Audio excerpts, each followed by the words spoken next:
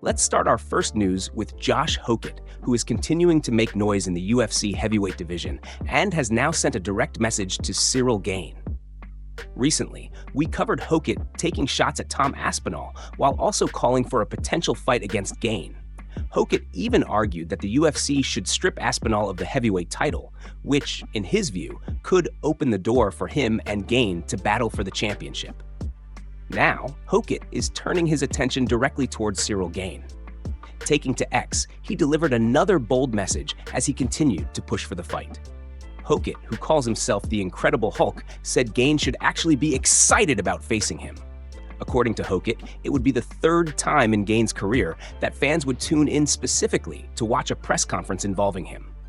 He wrote that the locations would be New Jersey, Washington, D.C., and then TBD. Hokit didn't stop there. He also joked that Ciryl Gane might finally get cheered for once in his career.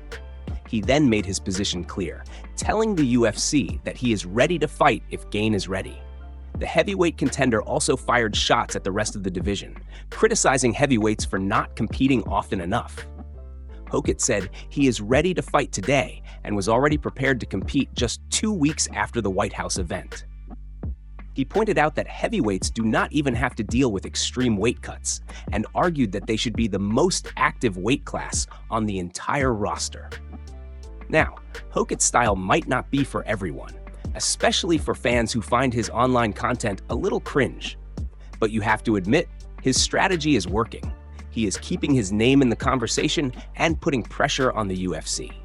If Aspinall remains inactive, Hokit could potentially position himself as Gane's next opponent, especially if fans continue showing interest in the matchup. Move on to another news. Dana White is continuing to go off on Ian Garry over his approach toward Islam during their fight at UFC 330. While speaking to the media after the event, Dana doubled down on his criticism of Ian's behavior during the fifth and final round. Dana made it clear that his issue was not about wanting Ian to recklessly attack or simply try to destroy the champion. Instead, he believes Ian failed to take full advantage of one of the biggest opportunities of his entire career. Dana explained that fighters work their whole lives for a chance to compete for a UFC championship. When that moment finally arrives, especially against a fighter like Islam, every single second inside the octagon becomes incredibly valuable. According to Dana, Ian had already done a lot of great work throughout the fight. However, when the fifth round began, Dana was disappointed to see Ian showing too much friendship and respect toward his opponent. Dana pointed to moments where Ian was hugging Islam, shaking his hand, and exchanging friendly gestures during the round. In Dana's view, that was valuable time that should have been spent trying to win the belt. Dana stressed that Ian may never receive an opportunity like this again. He also suggested that a rematch against Islam is highly unlikely, making the situation even more significant. Dana praised Islam as well, saying that by the time his career is finished, he could go down as one of the all-time greats, or possibly even the greatest fighter in UFC history. That is exactly why Dana believes Ian needed to approach the final round with complete urgency. With only 5 minutes remaining and a UFC title on the line, every second matters. Dana's message was simple and direct. When you are fighting for the championship, do not waste valuable time exchanging friendly gestures or telling your opponent how much you respect him. You have 5 minutes to change your career forever, and Dana believes every single second should be used trying to win. Move on to another news. Garry Prochazka has officially shut down the rumors surrounding his potential fight against Paulo Costa at UFC 332. Reports and speculation recently began circulating that Garry could be set to face Paulo for an interim title. The rumors gained even more attention after Paulo appeared to hint that something was happening. He posted a picture of himself on X with a short but interesting caption, "It's written." That post immediately fueled speculation among fans, with many believing that a major fight announcement could be on the way. However, Garry has now stepped in to clarify the situation and make it clear that nothing has been officially finalized. In a new post shared on Instagram, Garry told fans not to believe everything they see on the internet. He explained that he had spent the weekend relaxing with family and friends before beginning a new week of work and preparation. But the most important part of his message came when Garry directly addressed the fight rumors. He stated that the fight is not confirmed yet, and that he is still working on getting everything finalized. Garry also made it clear that, regardless of who his next opponent ends up being, he wants his preparation to be absolutely thorough. Garry explained that he wants to break everything down and build his preparation from the roots, focusing on the foundations that have always been an important part of his approach as a fighter. So, for now, fans should not consider the rumored Garry versus Paulo matchup official. Despite the speculation and Paulo's cryptic post, there has been no confirmed announcement from the UFC. Still, Garry's statement does suggest that discussions are continuing behind the scenes. He did not completely deny the possibility of facing Paulo. Instead, he simply clarified that the deal has not been finalized and that fans should wait for an official confirmation. With UFC 332 approaching and the rumors continuing to spread, this situation could develop quickly. Garry appears to be focused on staying ready, preparing himself properly, and making sure that when his next fight is officially announced, he will be fully prepared. For now, the message from Garry is simple. The fight is still being worked on, but nothing is official yet. Move on to another news. Dana White has reacted to Anthony Hernandez's tough loss against Gregory Rodriguez, praising the fighter for showing incredible heart despite suffering a difficult defeat.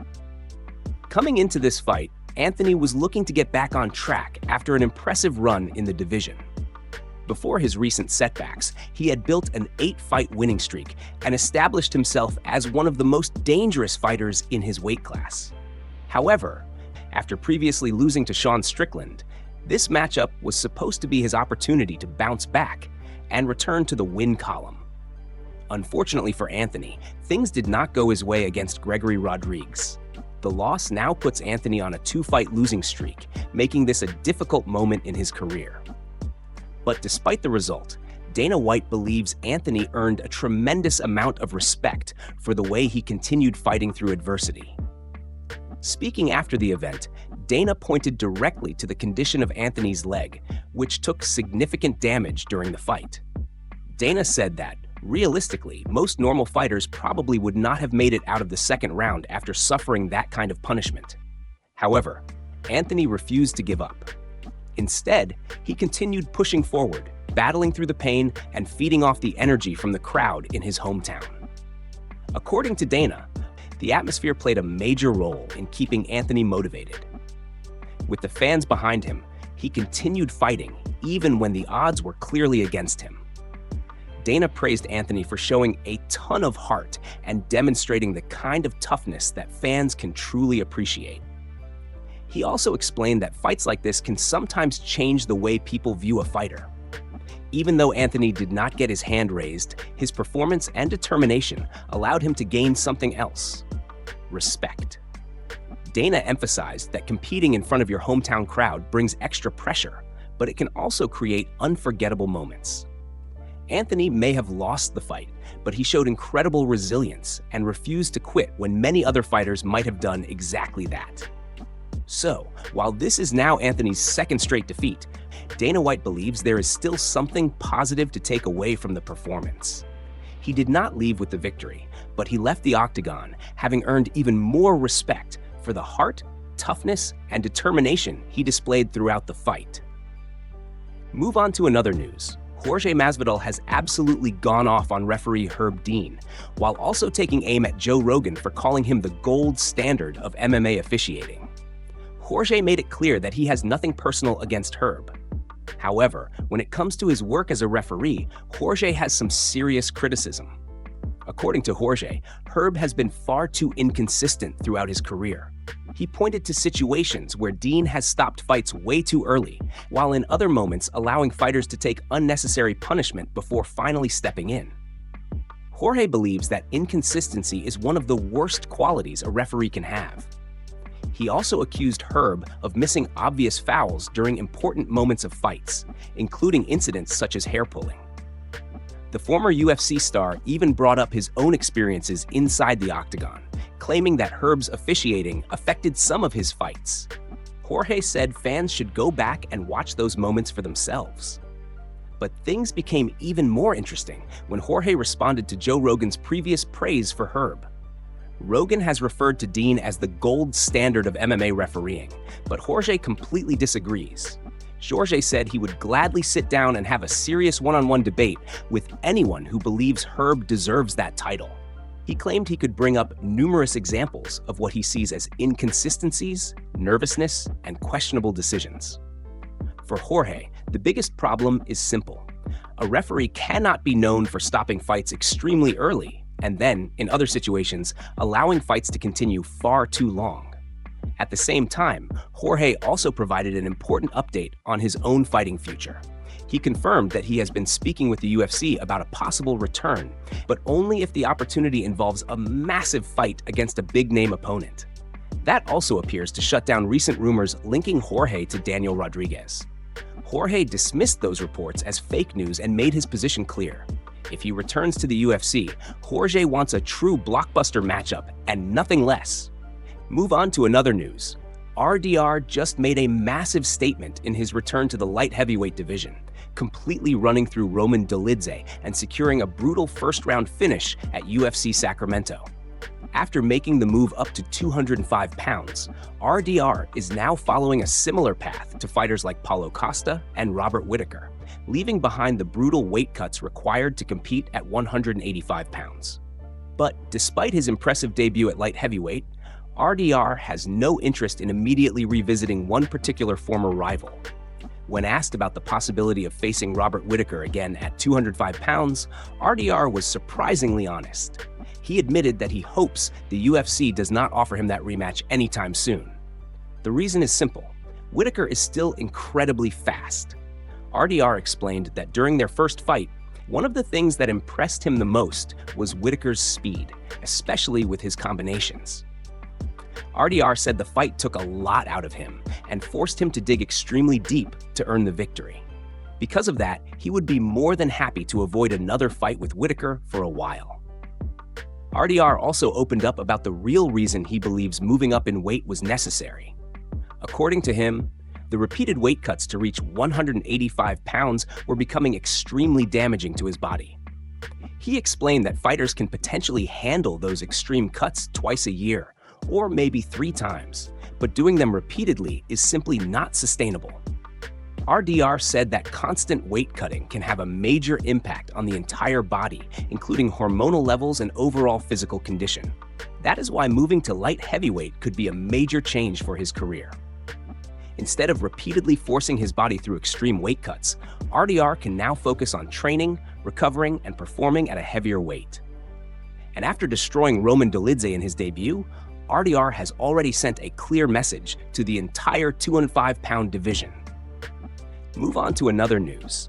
Bisping is not impressed with the newly announced matchup between Arman and Mauricio Ruffy. The UFC recently confirmed the fight, but Bisping believes the booking raises some serious questions about the level of competition for one of the lightweight division's top contenders.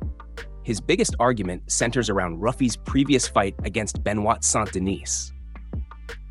According to Bisping, Saint-Denis was able to control Ruffy and eventually submit him after dominating large portions of the fight. That result makes this matchup even more interesting because Arman is widely regarded as an elite grappler. If Saint-Denis was able to ragdoll Ruffy and control him on the ground, Bisping believes Arman could potentially create even bigger problems for the Brazilian prospect. However, there is an important reason this fight came together. According to Daniel Cormier, Ruffy was not the original opponent planned for Arman. Arman had apparently told Cormier that his next fight was supposed to be a 5-round rematch against former champion Charles Oliveira. Unfortunately, that matchup collapsed after Oliveira withdrew following the tragic passing of his close friend and longtime teammate, Alan Nascimento. With Oliveira out, the UFC needed to find a replacement quickly, and that is how Ruffy ended up getting the opportunity to face Arman. Bisping did acknowledge that Ruffy is a very dangerous fighter. He pointed to Ruffy's impressive performance at the White House event, where he completely dominated Michael Chandler. Ruffy has also been extremely active, making this his 3rd fight of the year. He previously scored a spectacular knockout over Rafael Fiziev, showing just how dangerous his striking can be. But Bisping believes there is a major problem when comparing Ruffy to Arman.